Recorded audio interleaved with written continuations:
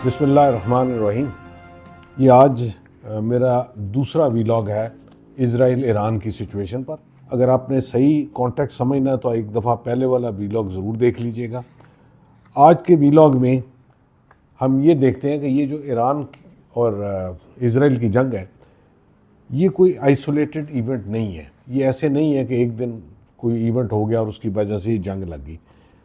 अगर हम माजी पर नज़र दौड़ाएं तो मिडल ईस्ट को पिछले 8-10 सालों में, या शायद इससे भी थोड़े ज़्यादा में, बड़े अच्छे तरीके से शेप किया गया।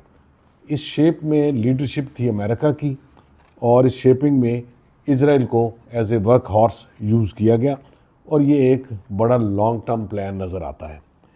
अगर एक मुख्तसर जायज़ा लिया जाए तो हम देखते हैं कि कुछ अर्सा पहले इराक़ में सद्दाम की बड़ी स्टेबल हुकूमत थी, उसको डिस्टेबलाइज़ किया गया, रजीम चेंज किया गया। उसके बाद इराक़ बहुत सारे अप्स एंड डाउन से गुज़रा और अब एक अनसर्टन सा हुकूमत उधर कायम है। उसके बाद देखते हैं लीबिया में कज़ाफ़ी की हुकूमत बहुत स्टेबल थी, कज़ाफ़ी को डिस्टेबलाइज़ किया गया, और उसके बाद लीबिया तकरीबन सीन पे नहीं है। अगली है इजिप्ट। इजिप्ट में जब हालात को कंट्रोल से इनके बाहर हो गए तो वहाँ पे एक ऐसा सिलसिला कर दिया गया कि सिसी की हुकूमत आ गई, और सिसी जो कि बड़ा स्ट्रॉन्ग अमेरिकन अलाय है, वो इजिप्ट में कंट्रोल करके बैठा हुआ है। यमन को डिस्टेबलाइज़ किया गया, लेकिन यमन इनसे स्टेबलाइज नहीं हो रहा। हौसियों ने वहाँ पे बड़ा अपना ज़ोर रखा, लेकिन आपने देखा होगा कि यमन की पोर्ट्स पर हमले किए गए, सना एयरपोर्ट पर हमला किया गया, और आफ्टर ऑल हौसीज़ जो कि ईरान के सपोर्टर्स थे या ईरान से सपोर्टेड थे, उनको भी काफ़ी कमज़ोर कर दिया गया। गज़ा की हालत सबके सामने है, हम सब जानते हैं कि गज़ा में क्या चल रहा है। इसी तरह सीरिया बड़ा इंटरेस्टिंग केस है। सीरिया के अंदर बशार अल असद की बड़ी स्टेबल हुकूमत थी, मसले मसाइल हर मुल्क में होते हैं। एक दिन पता लगा कि ISS टाइप फोर्सेस वहाँ पे ऑपरेशन शुरू करती हैं, और वो चलते चलते कुछ अरसे बाद बशार अल असद को हुकूमत छोड़ना पड़ती है, रजीम चेंज हो जाती है, और वो ISS का कमांडर जो सैंक्शन था, जिस पर बहुत सारी सैंक्शन लगी हुई थी, जो राइटिस था, वो सीरिया का सदर बन जाता है।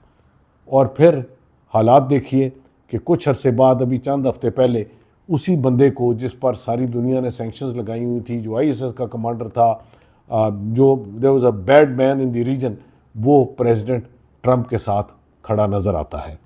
तो ये वो हालात थे। इससे पता लगता है कि सारी शेपिंग के पीछे एक बाकायदा प्लान चल रहा था। जब ये सारे हालात को देखते हैं तो हमें पता चलता है कि इस सारी चीज़ों के बावजूद, सब मुश्किलात के बावजूद, Iran as a defiant state खड़ा रहा, और ईरान इनकी बात किसी की मानने को तैयार नहीं था। वो जो कहते हैं ना कि everything is fair in love and war, that is what Israel did with Iran. Iran के साथ क्या हुआ? सबसे पहले देखें, गज़ा में जो जंग जारी है 2023 से अक्टूबर में स्टार्ट हुई थी, उसकी जो तबाहियाँ और हौलनाकियाँ हैं वो हम सब के सामने हैं। इसमें जो हिजबुल्लाह के सबसे बड़ा लीडर थे हसन नसरल्ला, उनको सितंबर 24 में बैरूत में असैसिनेट कर दिया गया।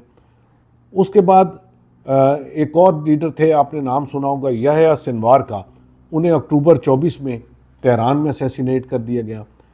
फिर उससे पहले इस्माइल हानिया थे, जिनका बड़ा नाम था, उसे भी तेहरान में असैसिनेट किया गया।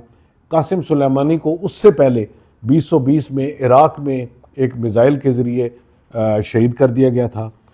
फिर एक न्यूक्लियर साइंसदान थे मोहसन फ़खरज़ादा, उनको 1 टन की सेल्फ डिस्ट्रक्ट व्हीकल के में से ऑपरेशन करके उनको शहीद किया गया।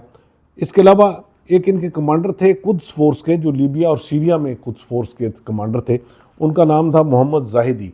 उन्हें अप्रैल 24 में शहीद कर दिया गया। इसके साथ ही जो हमास थी उसको लेबनान में ख़त्म किया गया, गज़ा में ख़त्म किया गया, सीरिया में ख़त्म किया गया। हिजबुल्लाह को बड़ा सिस्टमेटिकली टोटल डेसिमेट कर दिया गया। और कोई 1 साल पहले की बात है कि इज़राइल ने ऐलान कर दिया था कि हमने जो हिजबुल्लाह की सीनियर लीडरशिप है उसको तकरीबन टोटल ख़त्म कर दिया। इसी दौरान आपने एक देखा होगा कि वो एक पेजर वाला एक्सीडेंट हुआ था। इन्होंने जो पेजर थे, कमर्शियल चीज़ थी, उस पे को बारूद उसमें शामिल करके और ऐसे ऑपरेशन किए कि जिससे बहुत बड़ी तादाद में इनकी लीडरशिप्स की शहादतें हो गई। इराक़ के अंदर जो ईरान के बैक्ड मिलिशियाज थे उनको ख़त्म किया गया। सीरिया में जो इनके इंटरेस्ट थे ईरान के, उनको ख़त्म किया गया। यमन में हौसियों को काफ़ी इस हद तक ख़त्म कर दिया गया और इसका रिज़ल्ट क्या निकला कि ईरान अपने एलाइज से, प्रॉक्सी से बिल्कुल आइसोलेट होके खड़ा हो गया।